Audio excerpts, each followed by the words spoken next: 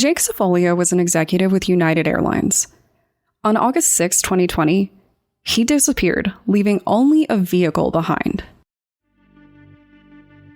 Jake walked into a forest, and police believe that he did this to kill himself, but that actually might not be true. Jake had often fantasized about living off the grid.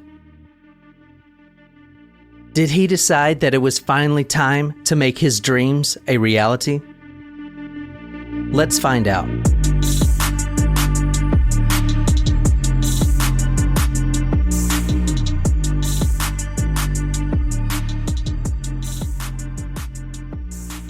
My name is John. And I'm Brienne. We are the host of What Happened To, a show where we discuss missing persons cases and the theories surrounding them that hold hidden secrets. Today, we're going to discuss Jake's mysterious disappearance and the theories that surround it.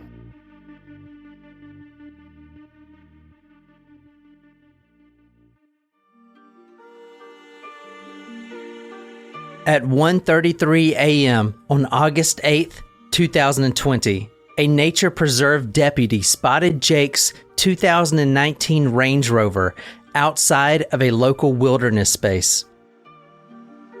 The deputy looked into the vehicle and ran its tags, but the system didn't return anything odd.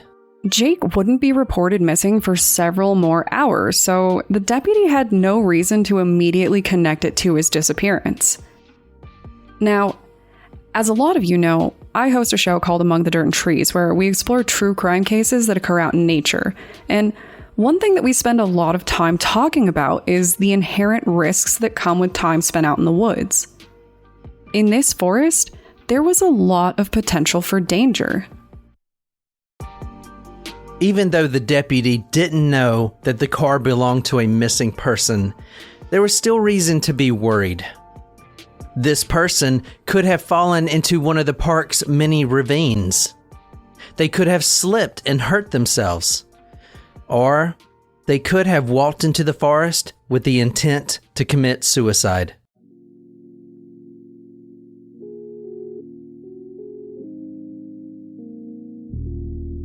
When someone doesn't return from the woods, it is always safe to assume that something has gone wrong. The deputy reported Jake's SUV again at 4:07 a.m. Did Jake Cefolia walk into the Waterfall Glen Nature Preserve and never walk out? Before we can really discuss what happened to Jake out in those woods, we have to consider what he was walking away from. Jake Cefolia was not just some guy.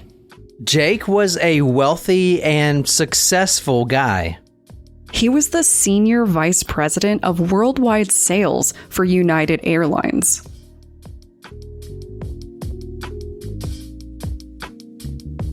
He spent his life working in the airline industry. Before United Airlines, he worked for British Airways. Jake had been in the industry since he graduated from Embry-Riddle in 1996. And he was good at what he did. He led a team of 725 people. And according to his LinkedIn profile, he was a global sales leader focused on driving value for customers and instilling a culture of service and support, experienced in building highly motivated teams, developing strategy, and driving execution. Jake was a committed leader. He almost never took time off or missed a corporate event. But on the week that he disappeared, he did both. On Friday, August 7th, Jake took the morning off work, a fact which surprised his friends and coworkers. And that wasn't all.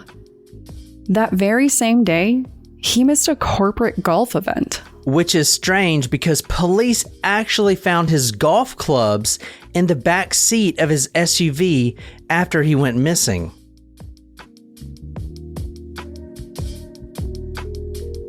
Jake also missed an important meeting with his realtor the day before his disappearance to discuss a potential offer on his home.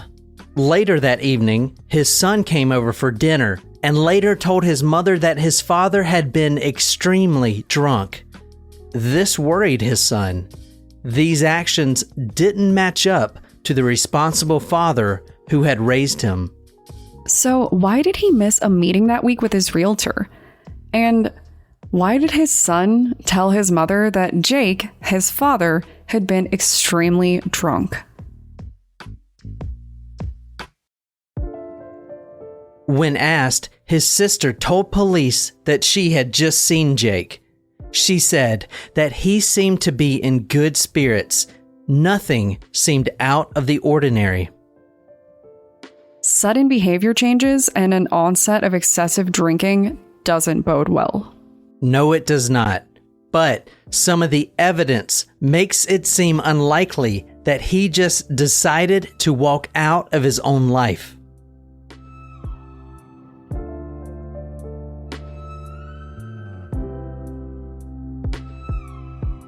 The last images of Jake were taken by a traffic camera, but just before that, he had made a stop at a local Shell station. Jake filled up his tank with gas, which certainly seems like an odd choice to make if you're planning your own disappearance. In the video, Jake is wearing khakis, hiking boots, and a baseball cap. He looked ready to walk into the woods, but are these really the images of a man who decided not to walk back out? One of his neighbors believed that he saw Jake leaving his home around noon. However, not trusting his memory, this neighbor decided not to hinder the investigation with this information. So, if Jake Cefolia was really planning to start a new life in the forest, why did he fill up his gas tank? Were these actions pre-planned, or did Jake know that he was on camera and decide to put on a show so they wouldn't go looking for him?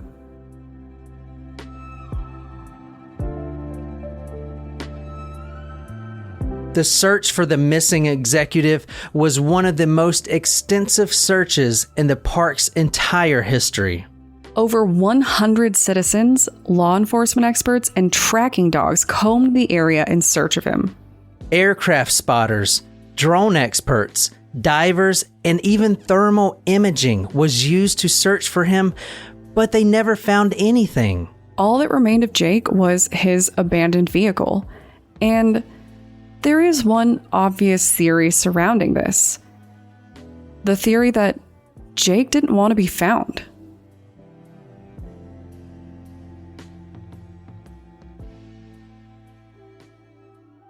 Jake spent a lot of time in the area that he disappeared into. He was there so often that the park attendants knew him by name. Friends and family would tell you that the area was like Jake's backyard.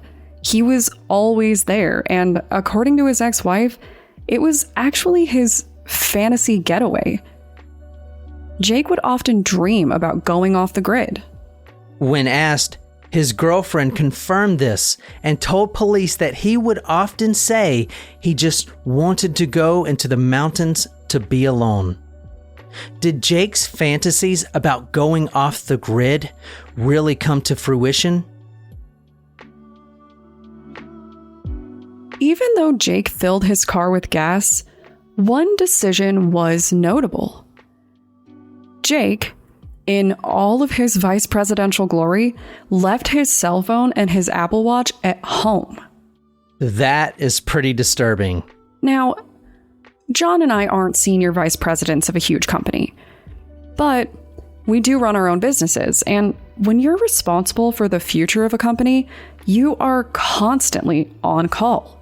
You have to be available. It just comes with the territory. Recently, John disclosed to me that he actually isn't great about keeping his cell phone on him. This is also true. But he always has his Apple Watch. If we operate with that level of intensity as small business owners, you can imagine how it looks when an executive leaves these devices behind. Jake leaving his cell phone behind is the equivalent of a bird without wings. It would be like walking naked down the street for the senior vice president. It seems pretty clear that Jake didn't simply forget to take his phone with him. If that is the case, why did he choose to leave it behind?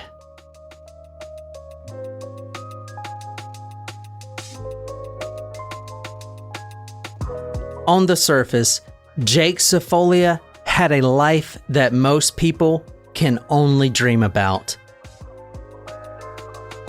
He worked extremely hard to get to the position that he was in, and he was admired by everyone around him. Jake was constantly traveling. Like a hummingbird, he never stopped unless he was sleeping. He flew everywhere from Shanghai to Tel Aviv to Honolulu. Wherever he wanted to go, he just went. Jake lived a lavish lifestyle. He would stay at the Ritz-Carlton and would spend thousands of dollars on food, drinks, and gifts. Wherever he went, he would take one of his several girlfriends, which he kept on call in different cities. If he wasn't feeling someone, he would turn to everyday services like Bumble or OkCupid.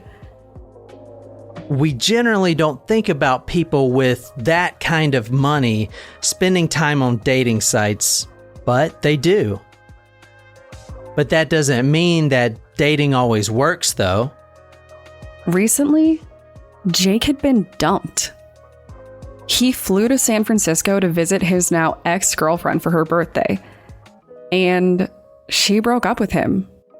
The details did not sound good. When asked, this girlfriend, Wendy, told police that Jake had begged her to take him back. When she declined, he left. The Elmhurst Police Department has been incredibly tight-lipped about Jake Cefolia's disappearance. Even with the big news sources out there, there seems to be nothing new. It's a classic PR move. Jake was worth a lot of money. Any press could be bad for any number of people, but there might be more to it with this one. One thing that the police has yet failed to reveal was the details behind a search warrant. Several media sources claimed that police executed a search warrant in Jake's home. Well, that seems pretty normal. He did go missing, after all. Wait, I didn't say they did it after he went missing. Oh, yikes. That search warrant was executed by police 2 days before he was reported missing. That's a little suspicious. Agreed. But that's not all. Police did admit that Jake Cefolia has been under police investigation prior to his disappearance. I'm sure that a lot of people, including Jake, are not happy about that. What exactly was the police looking for when they executed that search warrant? Was this the reason that Jake started drinking so heavily in front of his own son? How serious is this police investigation? There are two prominent theories with this case. Either Jake walked into the forest where part or parts of him can still be found, or he is living a new life somewhere off the grid and doesn't want to be found. It is also worth noting that Jake also has his pilot's license. And although it's expired, he still knows how to fly a plane. It seems possible and maybe even likely that Jake is still alive, just hiding. Jake, are you listening to this? I'm thinking that's a no. Yeah, me too. But we can hope. Tune in next week for another strange disappearance. Thanks, guys.